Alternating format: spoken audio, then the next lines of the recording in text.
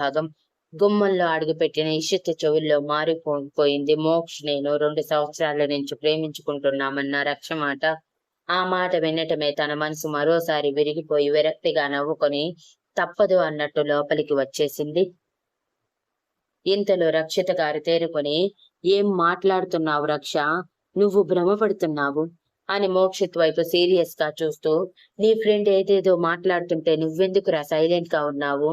చెప్పు, నువ్వు రక్షని కాదు ప్రేమించింది ఇషితనని చెప్పు అని సీరియస్ గా అరుస్తుంటే, మాధవన్ గారు రక్షిత గారి చేతిని పట్టుకుని, నువ్వాగు రక్షిత అంటూ పైకి లేచి నిలబడిన ఆయన రక్ష వైపు రామనాథం గారి వైపు చూస్తూ, మీరెక్కడో పొరపాటు పడ్డట్టున్నారు అని అంటుంటే, రక్ష సీరియస్ గా మొహం పెట్టి, అంకుల్, ఇంతవరకు మీకు ఈ విషయం చెప్పకపోవటం వలన మీకు అలా అనిపిస్తుంది, కానీ మేమిద్దరం ప్రేమించుకుంటున్నామన్నది నిజం అంకుల్.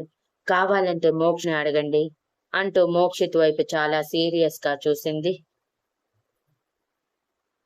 రక్ష వైపు అసహనంగా చూస్తూ ఎప్పుడెప్పుడు మాట్లాడటానికి అవకాశం వస్తుందా అన్నట్టు చూస్తూ ఉన్నాడు మోక్షిత్, ఇషితని గమనించకపోవటంతో.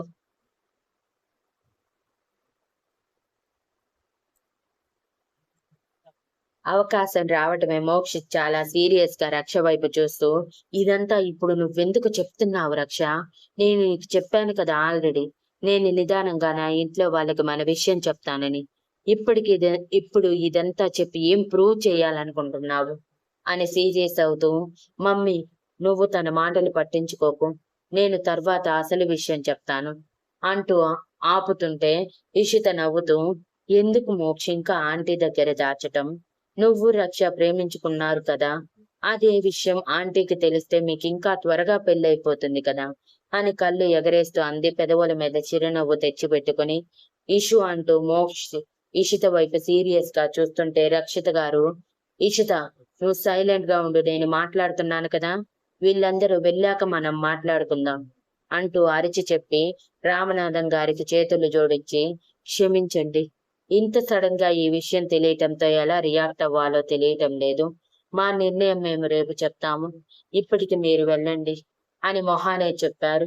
అదేంటి ఆంటీ అలా అంటారు? మీ కొడుకు ఇష్టం మీకు ఇష్టం లేదా ఏంటి ఇలా మాట్లాడుతున్నారు? నేనైతే ఏకంగా ఎంగేజ్మెంట్ కోసం అన్ని ప్రిపరేషన్ చేసుకొని వచ్చేసాను తెలుసా. ఇదిగోండి, ఎంగేజ్మెంట్ రింగ్స్ కూడా తీసుకువచ్చాను అంటూ కపుల్ డైమండ్ రింగ్స్ చూపించి, ఇప్పుడు మా ఎంగేజ్మెంట్ అయిపోతే నిదానంగా పెళ్లి పెట్టుకుందామా ఆంటీ, ఇంకా లేట్ చేస్తే అంత మంచిది కాదు అని అంటూ ఇషిత వైపు ఓరగా చూస్తూ చెప్పి, నువ్వు చెప్పు ఇషిత, మోక్ష్ ఎన్ని రోజులు ప్రేమించిన అమ్మాయిని పెళ్లి చేసుకోకుండా ఉంటాడు? ఎప్పుడో ఒకప్పుడు పెళ్లి చేసుకోవాలి కదా, పైగా ఇప్పుడు మోక్ష్ కూడా సెటిల్ అయ్యాడు, ఇంకేంటి అభ్యంతరం అని అంది.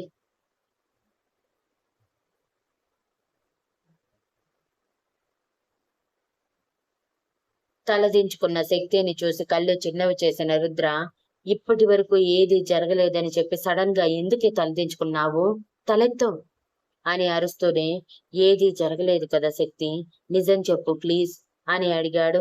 నా టీషర్ట్ వేసుకొనివ్వు బావా, తర్వాత చెప్తాను అంటూ కింద పడిన టీషర్ట్ తీసుకోగానే రుద్ర మొహం పక్కకి తిప్పేస్తే శక్తి నవ్వుకుంటూ తన బెడ్షీట్ తీసి టీషర్ట్ వేసుకున్నాక, నువ్వు ఊహించినట్టు ఏమీ జరగలేదు బావా, రాత్రి నీకు విపరీతమైన చలి జ్వరం వచ్చింది. నాకేం చేయాలో అర్థం కాక డాక్టర్ కి ఫోన్ చేస్తే మెడిసిన్ వేసి కాళ్ళు చేతులు రబ్ చేయమన్నారు. హీటర్ కూడా హెవీలోనే పెట్టేసి ఆయన చెప్పినట్టే చేసినా నీలో చలి తగ్గలేదు. అప్పటికే నువ్వు అసలు కళ్ళు తెరవటం లేదు. నాకు భయం వేసింది. ఇలాంటి సమయాల్లో సినిమాల్లో చూపిస్తారు కదా, అలా ట్రై చేస్తే తగ్గుతుందేమోనని నేను నిన్ను గట్టిగా హత్తుకుని నీ పక్కన పడుకున్నాను. నువ్వు కూడా స్పృహలో లేకుండానే నన్ను పూర్తిగా దగ్గరికి లాక్కొని నా వీపు మీద దరువేస్తున్నట్టు నీ చేతి ముద్రలను గట్టిగా అచ్చువేస్తున్నావు. అయినా భరిస్తూ నీకు జ్వరం పోగొట్టడమే పనిగా పెట్టుకున్న నేను ఎంతకీ నీలో చలి తగ్గుముఖం పట్టకపోగా ఇంకా నన్ను దగ్గరికి లాక్కుంటూ ఇక ఉంటే ఇక తప్పక నీ టీషర్ట్ నా టీషర్ట్ తీసేసి హత్తుకున్నాను. అప్పుడు కొంచెం బాడీ నుంచి డైరెక్ట్ గా హీట్ ట్రాన్స్ఫర్ అవ్వటంతో నీ చలి తగ్గుముఖం పట్టింది. అప్పటికి నువ్వు నార్మల్ అవ్వగానే పక్కకి రావాలనుకున్నాను, కానీ నువ్వు వదల్లేదు. అందుకే ఉదయం మన పొజిషన్ చూసి నువ్వు అలా అనుకున్నావు అని పెదవి విరిచి చెప్పింది శక్తి. మరి ఆ పంటికాట్లు అని అనుమానంగా అడిగాడు రుద్ర. అవా అంటూ ఆపింది శక్తి.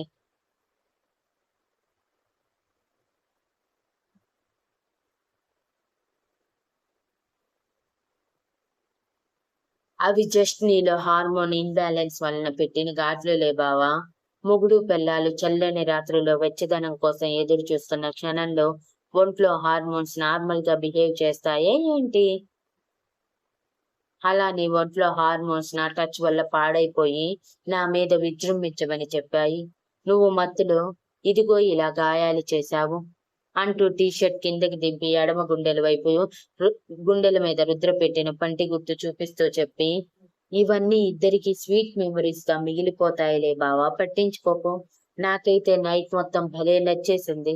ఈ నైట్ కూడా ఇలానే ఉంటే బాగుండు అని నవ్వుతూ చెప్పి, నేను ఫ్రెష్ అయి వస్తాను అని వాష్రూమ్ లోకి పోగానే రుద్ర రిలాక్స్ గా ఊపిరి పీల్చుకుని, హమ్మయ్య, ఏమీ జరగలేదు, సంతోషం.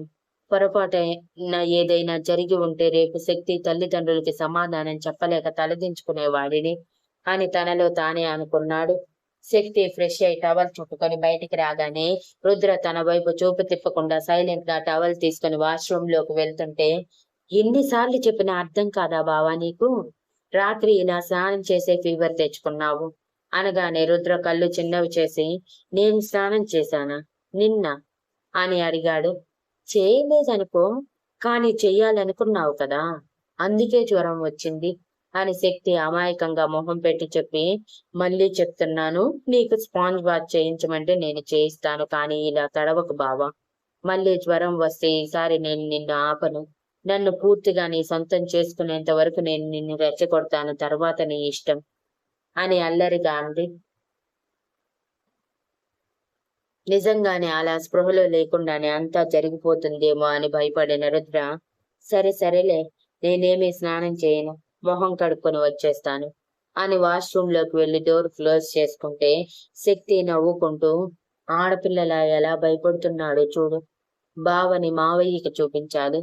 నా బుద్ధులు వచ్చాయి అంటూ ఎగురుతున్నాడు కదా, ఎంతలో వచ్చాయో అర్థమయ్యేది అని నవ్వుకుంటూ రుద్ర షార్ట్ టీ షర్ట్ వేసుకొని టిఫిన్ ఆర్డర్ ఇవ్వటంతో పాటు పాలు, సూప్ కూడా ఆర్డర్ ఇచ్చింది రుద్ర కోసం.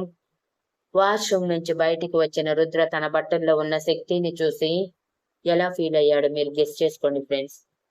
ఇక ఈషిత ఒకసారి సీరియస్ గా రక్ష వైపు చూసి, అవును ఆంటీ అని అంటే, రక్షిత గారు మొదటిసారి ఈషిత మీద కోపంతో, నువ్వు మాట్లాడకు ఈషిత, నేను మాట్లాడుతున్నాను కదా అంటూ ఏమీ మాట్లాడలేక ఆ సందిగ్ధంలో ఉన్న రామనాథం గారితో మరోసారి అన్నారు, రేపు మా డెసిషన్ చెప్తాము, ఇప్పటికే మమ్మల్ని క్షమించి వదలండి అని చెప్పారు. అప్పటికే మోక్షిత్ కుటుంబం పరిస్థితి నచ్చని రామనాథం గారు ఇలా ఆయన రక్ష పెళ్లి తప్పిపోతుందని సంతోషిస్తూ, అలాగే మీ నిర్ణయం కోసం ఎదురు చూస్తూ ఉంటాము అని తీసుకువచ్చిన తాంబూలాలు అక్కడే వదిలేస్తుంటే, ఇవి కూడా తీసుకువెళ్ళండి అని అన్నారు. అసలే మోక్ష్ తయారు చేసిన కార్డు వలన ఫ్రస్ట్రేషన్ లో ఉన్న రక్ష, ఆంటీ, మీరు మమ్మల్ని అవమానిస్తున్నారు, ఇది అసలు పద్ధతి కాదు. ఇంటికి వచ్చిన వాళ్ళని ఇలా అర్ధాంతరంగా బయటికి పంపించేస్తారా, అది కూడా కాబోయే కోడల్ని అని అంటే, రక్షిత గారు ఆ మాట తట్టుకోలేక, మా నిర్ణయం మేము నిదానంగా చెప్తాము రక్ష, ఇప్పటికే చాలా మర్యాదగా చెప్తున్నాము, సార్ ప్లీజ్ అర్థం చేసుకుని వెళ్ళిపోండి, మేము డిస్కషన్ చేసుకోవాలి, డిస్కస్ చేసుకున్నాకే కదా మా నిర్ణయం చెప్పగలము, ఇదేమీ అల్లాటప్ప విషయం కాదు, నా కొడుకు జీవితం అని సీరియస్ గా అనటంతో పాటు మాధవన్ గారు కూడా సపోర్ట్ చేయటంతో సరే అని చెప్పి,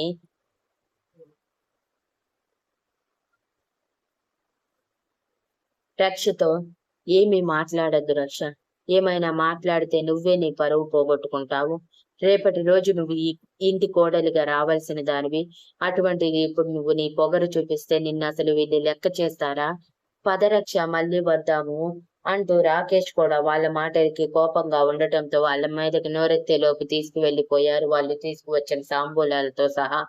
వాళ్ళు వెళ్లిపోవటమే రక్షిత గారు ఆవేశంగా బాధగా తలదించుకొని ఉన్న మోక్షిత్ చెంప మీద ఆగకుండా 4 దెబ్బలు వేశారు. అది చూసిన ఇషిత, ఆంటీ ఏం చేస్తున్నారు మీరు అంటూ ఆవిడని ఆపితే, నువ్వు మాట్లాడక ఇషిత, అసలేం జరుగుతుంది మాకు తెలియకుండా? మోక్షిత్, నువ్వెందుకు సైలెంట్ గా ఉన్నావు? అసలు ఇదంతా ఏంటి?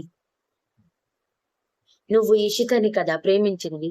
ఇప్పుడు సడన్ గా ఈ రక్ష ఎక్కడి నుంచి వచ్చింది? నిజం చెప్పు. నువ్వు ప్రేమించింది ఇషితనే కదా? తనే కదా మన ఇంటి కోడలు నీ భార్య అని సీరియస్ గా అన్నారు. ఆంటీ, ఏం మాట్లాడుతున్నారు మీరు? మీకు మీరు ఏదేదో ఊహించుకోవద్దు అని ఇషిత గంభీరంగా అంటే, రక్షిత గారు బాధగా, మిమ్మల్ని చూసిన ఎవరైనా ఈజీగా చెప్పేస్తారు మీరు ప్రేమించుకుంటున్నారని.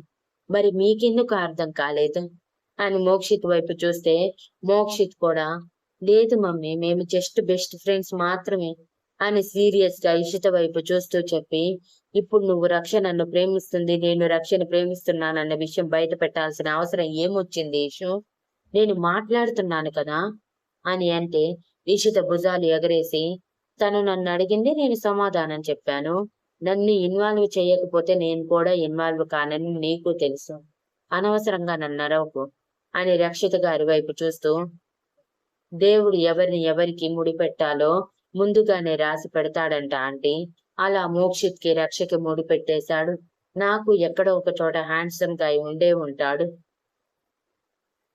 మీ కొడుకు మోక్షిత్ కంటే అందంగా, ఇంకా హైట్ లో, ఇంకా వైట్ కలర్ లో బాగా సంపాదిస్తూ, నేను ఏది కావాలని అడిగితే అది క్షణాల్లో నా ఎదురుగా పెట్టేంత స్టామినా ఉన్నవాడు ఉండే ఉంటాడులే ఆంటీ అని గొప్పగా చెప్పగానే మోక్షిత్ మొహం వాడిపోయి, అవునవును, నీ తండ్రిలా అందరూ ఉంటారని అనుకుంటున్నావు అని విసుగ్గా చెప్పి అమ్మ అని పిలవగానే అప్పటికే రక్షిత గారి మనసు చాలా గట్టిగా గాయపడి, నాతో మాట్లాడకండి మీరిద్దరు అని విసురుగా చెప్పి ఆవిడ రూమ్ లోకి వెళ్ళిపోతే మాధవన్ గారు బాధగా,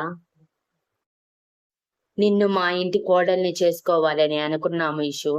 చిన్నప్పటి నుంచి మీరిద్దరు క్లోజ్ గా ఉండటంతో ప్రేమించుకుంటున్నారని భ్రమపడ్డాము. లైఫ్ లో సెటిల్ అయ్యాక పెళ్లి చేసుకుంటారని ఆశించాము. కానీ ఇలా జరగకుండా సడన్ గా ఇలా ముక్కు మొహం తెలియని అమ్మాయి మీ అబ్బాయిని ప్రేమిస్తున్నాను, మీ ఇంటి కోడల్ని నేనే అంటూ రావటంతో రక్షిత మనసు గాయపడింది. నేను తనతో మాట్లాడుతానులే, మీరు మాట్లాడుకోండి అంటూ వాళ్ళిద్దరిని ఒంటరిగా వదిలేసి రక్షిత గారిని ఓదార్చడానికి వెళ్లిపోయారు. వాళ్ళ రూమ్ డోర్ క్లోజ్ అవ్వటమే మోక్షిత్ ఇషిత చేతిని పట్టుకొని తన మీదకి లాగి రెండు బుగ్గలు ఒత్తి పట్టుకొని, ఎందుకు ఇషు నాతో మాట్లాడటం లేదు? నైట్ ఫోన్ స్విచ్ ఆఫ్ చేశావు. నా నెంబర్ బ్లాక్ నుంచి తీసేయమని నేను చెప్పాను కదా, అది కూడా చేయలేదు. కనీసం నీ తమ్ముడికి ఫోన్ చేస్తే గుడ్ నైట్ అంటూ కాల్ కట్ చేశావు. అసలు నీ ఉద్దేశం ఏంటి? ఏ తప్పు చేయకుండా నన్నెందుకు బాధ పెడుతున్నావు అని సీరియస్ గా అడిగాడు. Thank you for listening and please like, share, comment and subscribe.